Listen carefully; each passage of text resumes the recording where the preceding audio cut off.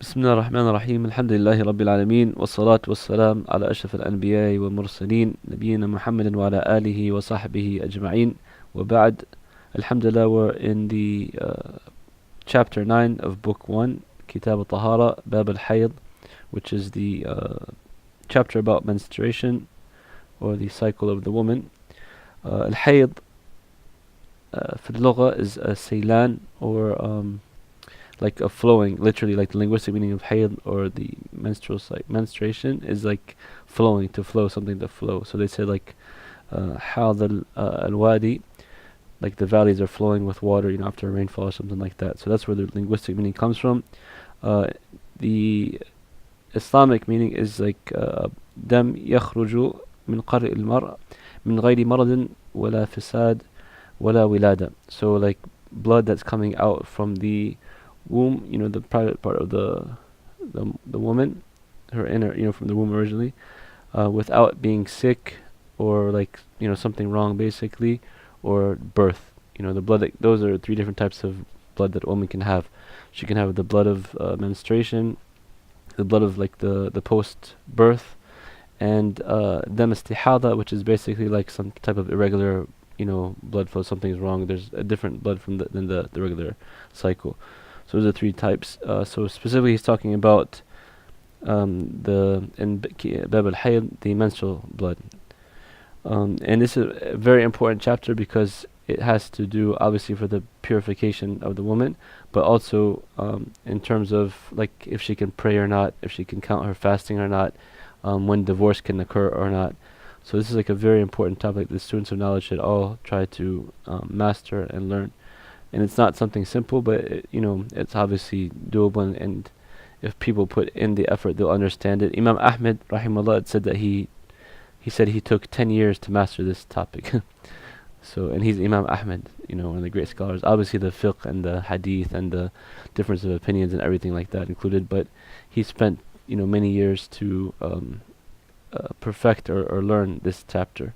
So it's important for students of knowledge to know it, not only for themselves, but for their families, their moms, their sisters, their wives, their daughters, and etc. And of course, the woman should know it for herself.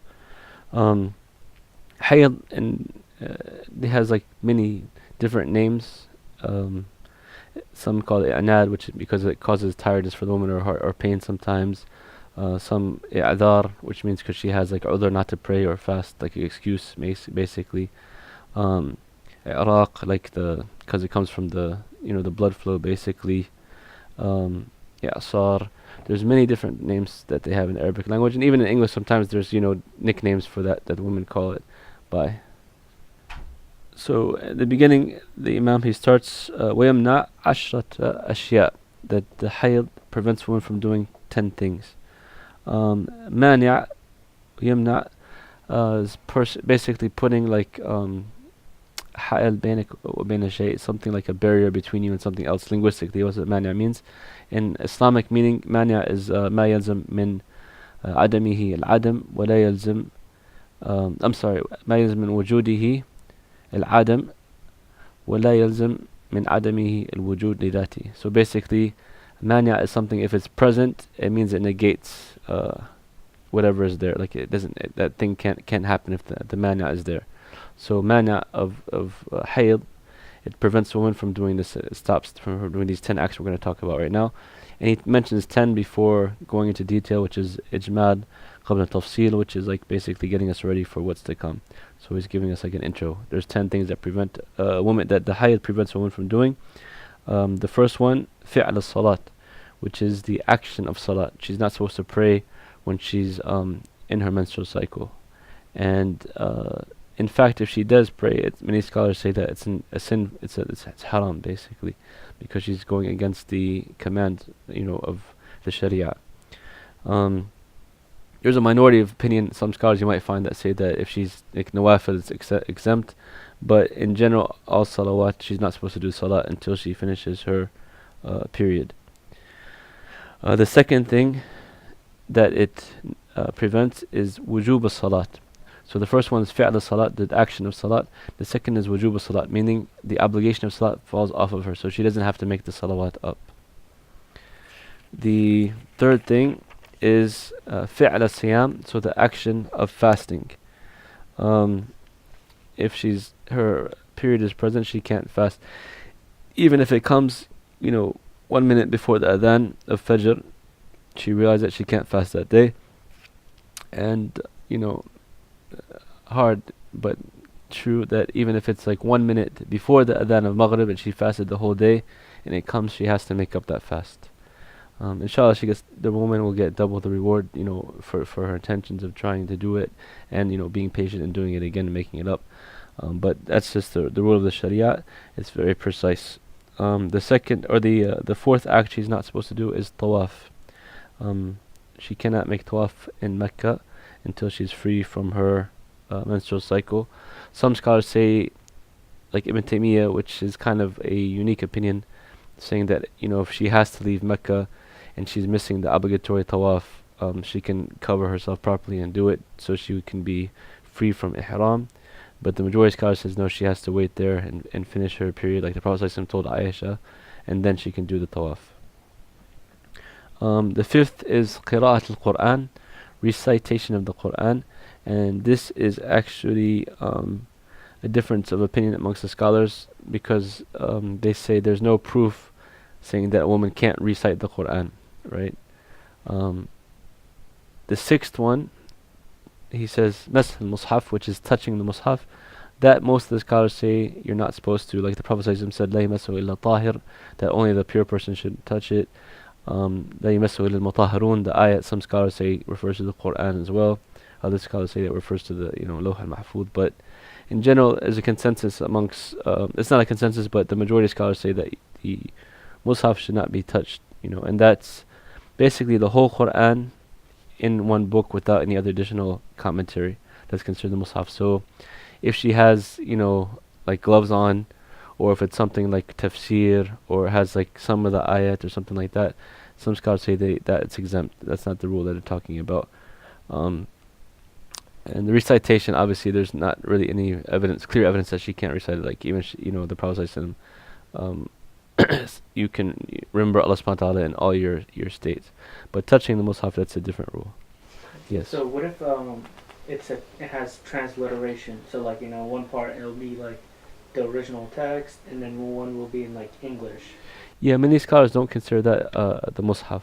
Okay. The mushaf has to be purely Arabic, from cover to cover, the whole Quran basically. So anything that doesn't fit that criterion can be exempt from being the mushaf. Especially for women who are memorizers of the Quran or fear forgetting it and stuff like that, they can use aids. And also we have like the cell phone nowadays, that computers and stuff like that, which gets us out of the differences. The seventh act is staying in the masjid, al-labth or al-julus fil masjid. So it's basically not allowed, according to the majority of scholars, for the woman who is on her menstrual cycle to sit inside the musalla area, the prayer area of the masjid. So this part would not be considered that part, because it's separate from the prayer area, or the courtyard in many masajid, or like the youth lounge we have and these type of things. Those are not considered the actual masjid. The place of prayer is what it's referred to. So she shouldn't sit in that area. Same thing as the man who is in a state of janaba. He shouldn't be in the staying in the masjid as well. The eighth prohibited act is sexual intercourse in the private part. Allah subhanahu wa ta'ala says, ويسألونك عن المحيض قل هو أذى فاعتزلوا النساء في المحيض ولا تقربوهن حتى يطهرن فإذا تطهرن فأتوهن من حيث أمركم الله إن الله يحب التوابين ويحب المتطهرين. Basically, they ask you about the menstrual cycle, menstruation, say that is like a harm in it, and stay away from the women during their cycles, meaning not having sexual intercourse. The majority of scholars make the tafsir of that. And don't get close to her until she is purified. Basically, when she finishes her cycle and she takes ghusl, then you can have sexual intercourse. Before that, the Prophet ﷺ said, "Isna'u kulla shay'in illa nikah." You can do everything except having the sexual intercourse, or basically staying away from that private part. But everything else between the husband and wife is permissible.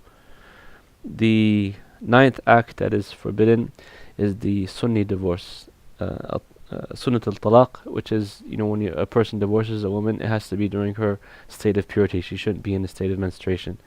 And the dalil for that is the Prophet ﷺ heard that the son of Umar, Abdullah ibn Umar, divorced his wife in the state of hayd, and he got very angry, and he told him to return her, bring her back as his wife, and then wait until she is pure from the menstruation, then divorce her. So it's haram to divorce a woman during her menstrual cycle. The 10th act is al-i'tidad bil-ashhur, which is counting the waiting period according to the calendar. So before a woman has her menstrual cycle, she uses the one that doesn't have a menstrual cycle, she uses the months to count, right? Like the 3 months, like for waiting periods, for example, between divorces and stuff like that. Once she has the menstrual cycle, she can't use the months anymore. She has to use the cycles as a period of counting. So 3, menstrual cycles, or 3 purity cycles, something like that. So those are the 10 things that are forbidden for a woman to do during her menstrual cycle. The 3 things that the menstruation would necessitate is basically al-ghusl, al-bulugh, wal-i'tidad bihi.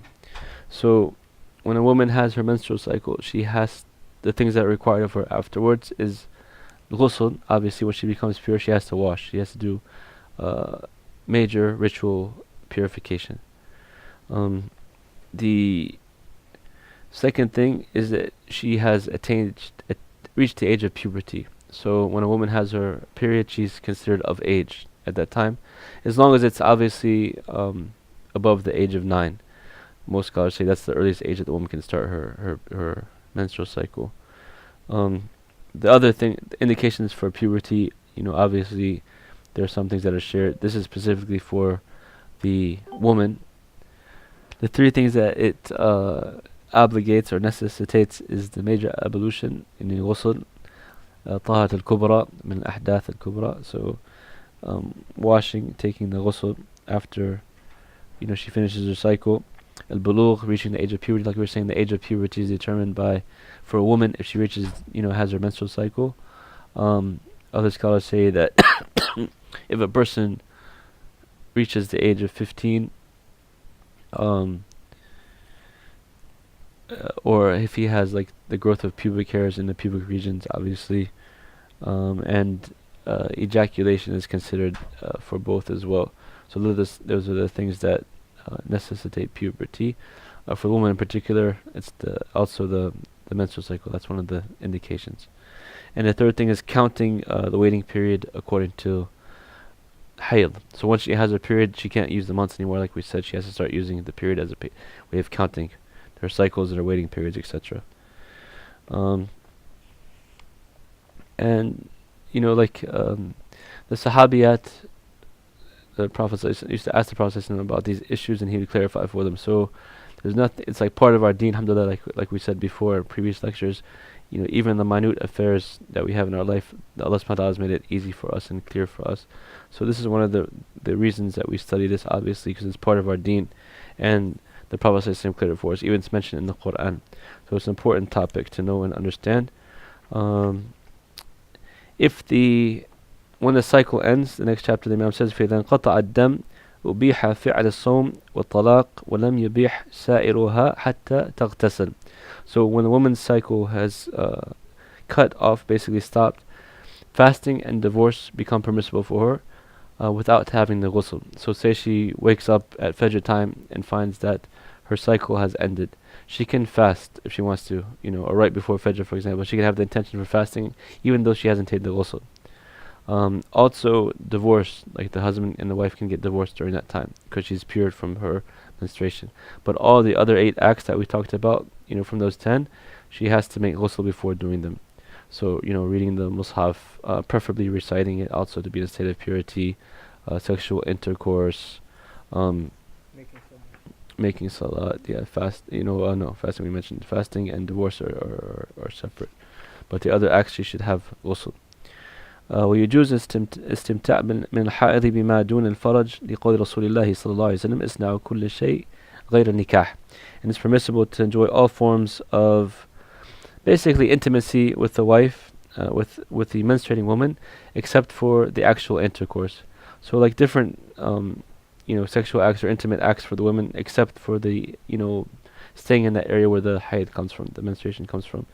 The Prophet ﷺ said, do everything except intercourse. So it's different, in some other religious, they treat the woman, or they ostracize the woman like she's separate. She can't even use the same dishes. She can't stay in the same house sometimes. It's like completely, she's like contaminated. But with the Muslims, alhamdulillah, we don't have that. Like the Prophet ﷺ told us that we can do, have intimacy with the wife, be close to the wife, touch the wife. Even once the Aisha, radiallahu anha, she asked the Prophet ﷺ was going to have her, comb his hair while he was in the masjid and she was in the house. And she said that, she's on her period, in the hayal. So the Prophet ﷺ said, Haydaki laysat fi yadiki, that your menstrual cycle is not in your hand. It's okay, you can touch me, like basically to show that it's not, harmful in that sense. Also, the some scholars use that as evidence that she's not supposed to go inside the masjid because she asked the Prophet ﷺ first, that she has her period. But the point is, she's still considered, as a normal human being. She's not something like contaminated like some other religions classify her as, and a man can have relationships with her and be intimate with her. Just that area the man should avoid. وقل الحيض يوم والليلة. The shortest time period of the menstrual cycle is a day and a night. And this is the majority of scholars. They say that because of the, it's a rare occurrence anyways. Most women it's between 6 and 7 days. Some maybe a little bit longer, some maybe a little less, but a minority would happen like a day and a night. There's another opinion that some scholars say that as long as any type of blood comes, even if it's less than a day and night, that counts as her period.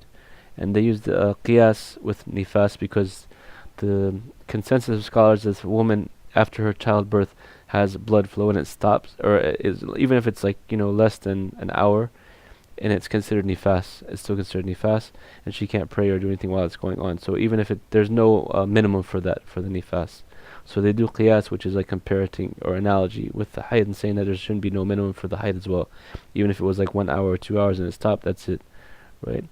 So that's the difference of opinions amongst the scholars. I think modern medical science supports the opinion that there's no minimum. Like a woman technically could have her period in less than a day and a night, and it can be over. So if that's the case, like the Malikiya say that, and it's supported by medical evidence, then that's just maybe the stronger opinion. Wallahu alam. The longest part is 15 days. The longest period is 15 days. Anything after that would be considered istihada or irregular bleeding. And that's basically the majority of scholars from the even Sahaba and Tabi'een and Tabi'een have picked that number because of the majority of women that they've seen. That's the longest that most women have normal menstrual cycle. 15 days, that's the longest. وأقل الطهر بين الحيضتين 13 يوما. The shortest interval between two menstrual cycles, and she's in a state of purity, basically is 13 days. A lot of scholars will say 15 days in between two, but this one, wallahu alam, is a stronger opinion, 13 days, because there's actually a narration from Al-Qadi Shurayh, who was one of the head judges under Ali radiallahu anhu, and he was brought, a woman came to him and said she wanted, to have separation from her husband, and that she had had 3 periods basically in 1 month, and that's only possible if the 13 days is the shortest time between the two. So for example, the first day of the month she'd had her period and it stopped, then there was 13 days in between, then she had her second and it stopped, 13 days, that'll be around like 28 days almost, then she had her third period, and that's considered 3 times in 1 month. So that's the action of the the Prophet ﷺ said, "Alaykum bi sunnati wa sunnatul khulafa ar-rashidin," that I advise you with my sunnah and the sunnah of the rightly guided khulafa. So in this case, if Ali accepted that judgment, he's considered from the rightly guided khulafa. So this could be a strong evidence that it's 13 days as the shortest time between 2 periods. And وَلَا حَدْ لِأَكْثَرِهِ, there's no longest period between it. So a woman can go months or years or whatever between 2 periods. So there's no technical maximum between the two. We can pause. وأقل السن تحيد له المرأة 9 سنين وأكثر 60. He says that the youngest age a woman can have her menstrual cycle is basically 9 years old, and the oldest is 60. It's kind of like a ijtihad of the ulama in terms of the ages of the woman. That's just the general, most, the youngest if they found at that age. The oldest, she can consult. There's no really limit as well. That's just the ijtihad, because there's been cases, obviously, of women older than 60 having children, so therefore she can, theoretically have a period, obviously, after the age of 60. So if she continues to have it, she can consult the doctor to see if that's, still the if she's not sure, to make sure that it is still the menstrual cycle, and she keeps doing the same ahkam, the rulings that we've talked about, up until it stops. And when it stops, woman goes through menopause, or her menstrual cycle stops. That's the end of it. So we'll pause here, inshallah, and then start with the next chapter. It's a little bit longer. A little bit more detailed next time, inshallah.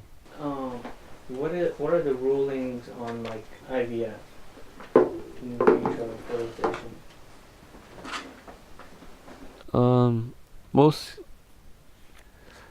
It's kind of it's called a nazila, or a new issue, and one has to be very careful with it.